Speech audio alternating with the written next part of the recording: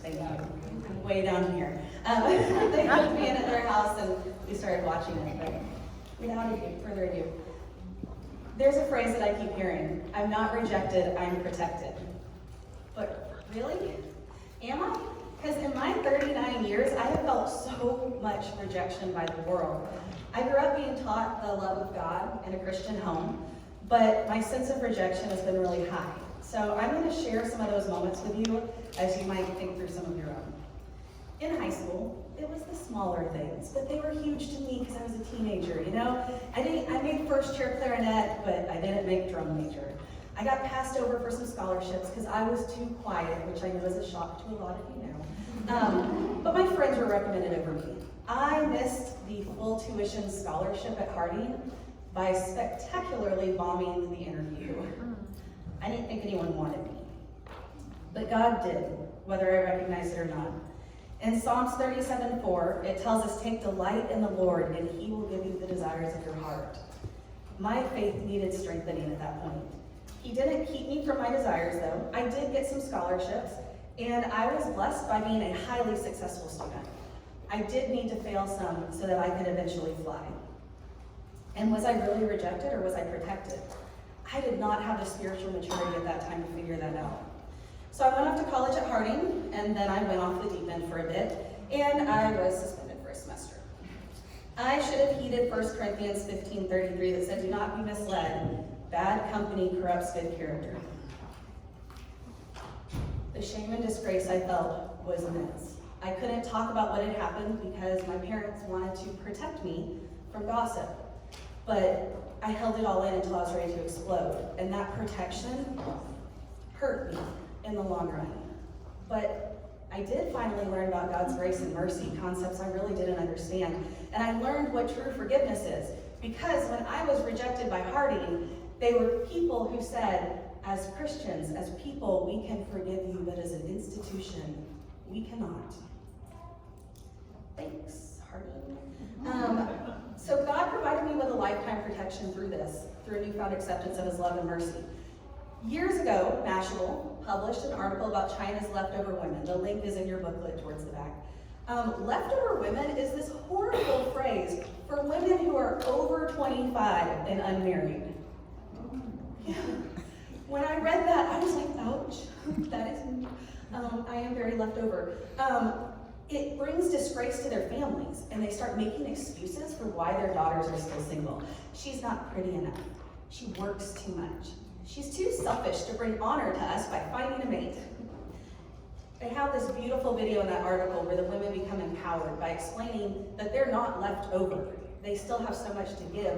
There's just other things going on in their lives. And at the end, this one mom says, well, maybe the leftover men should try harder.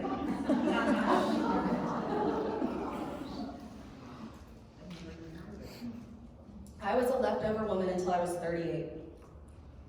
I always thought I had a handle on dating. My list, you know the one. When I started it out, it was he's got to be a Christian. He's got to be faithful. Yeah. Then I left Harding without my MRS, and I was okay. I didn't need my MRS at that time. And my list started to change. It became, well, he just has to have faith.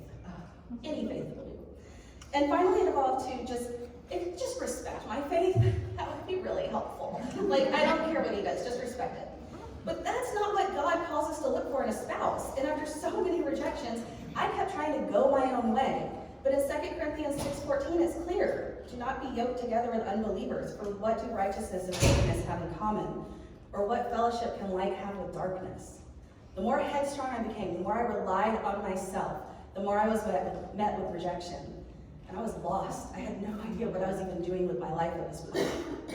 I should have been comforted by all the biblical heroes that had experienced rejection. I was in really good company. Joseph's brothers rejected him in Genesis. Abraham told Abimelech that Sarah was his sister.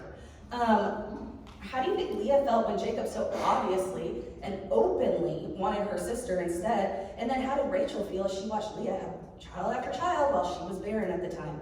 Job, gonna say he felt rejected by God. And Hosea, I don't think he felt great when his wife kept leaving him and coming back pregnant.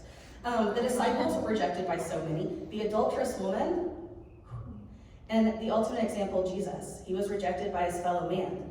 But in all of that, God had a plan, and a plan that protected those individuals in the long run. He tells us in Romans 8:28, and we know that in all things God works for the good of those who love him, who have been called according to his purpose. It didn't stop, though. I found myself in an abusive relationship, and the daily rejection was agonizing. But one day my abuser told me that I needed to go to therapy because my depression and suicidal thoughts were inconvenient and a burden. So I went to a therapist to get fixed. And ironically, God worked through that Christian therapist to help me see I needed to escape, and to help me learn boundaries, and to help me grow stronger.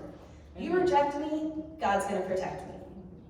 So when I finally started dating again, I had more failures, but I went back into therapy to make sure I wasn't alone in trying this. And I put must be a Christian and must be faithful back on the top of my list. And then I did something that was very weird for me. I just decided to stop dating.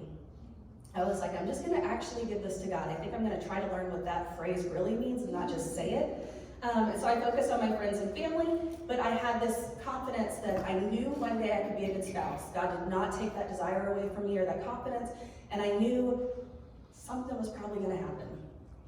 And so in Hebrews 10:23, it says, let us hold unswervingly to the hope we profess, for he who promised is faithful. And then Robert walked into my life, a friend from high school from 20 plus years ago. And we got married less than a year after he walked back in the door. I knew I'd met my soulmate somewhere. I just had to find him again. We had to be there. You remember that therapist? Well, she was in charge of adoptions at her counseling group. And Robert's 4 sons, our sons, are adopted by his parents through a kinship adoption. And I was prepared years later to have someone help guide me through that complicated situation. I was totally protected. It was not just my love life, though. I was successful in my professional field. I was very confident. But then I didn't get the job that everyone said I was a shoo-in for. I was so sure of myself, so full of myself. And I messed up in the interview, rejected. The job ended up becoming something I would have been miserable in. And I needed more time as a classroom teacher to be prepared for where I am now, protected. The job I have now, this is one of my favorites. I wasn't going to be given an interview. I prayed for weeks and it was out of my control. And then one day my principal brought a board trustee into my classroom to just observe, and he loved what he saw and asked me to speak at a board workshop, which then prompted our chief technology officer to walk into my classroom. And when she walked in, I just prayed for the words and went out on a limb and asked some questions, and I got an interview. And so I also got a job offer in another district, and the CTO and the board wanted to make sure that I did not accept it. And so late one night after the board workshop, they made sure that my offer email came through so that I would turn down the other job.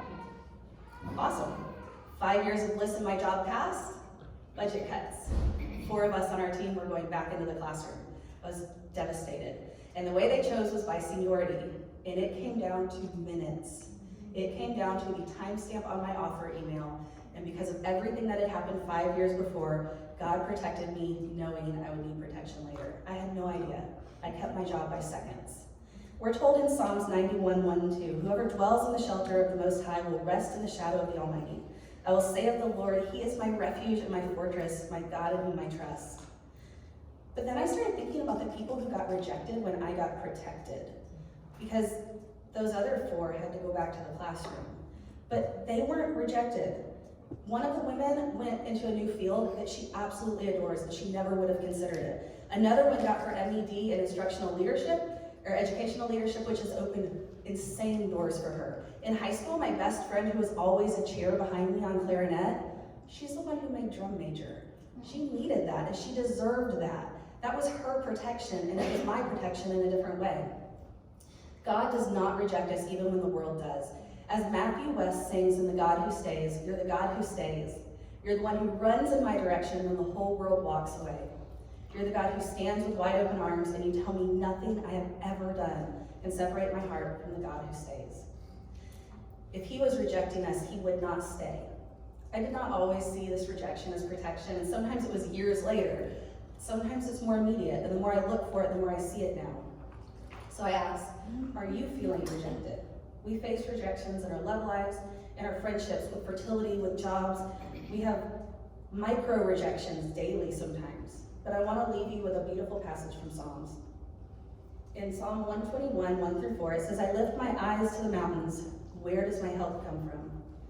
My help comes from the Lord, the maker of heaven and earth. He will not let your foot slip. He who watches over you will not slumber. Indeed, he who watches over Israel will neither slumber nor sleep.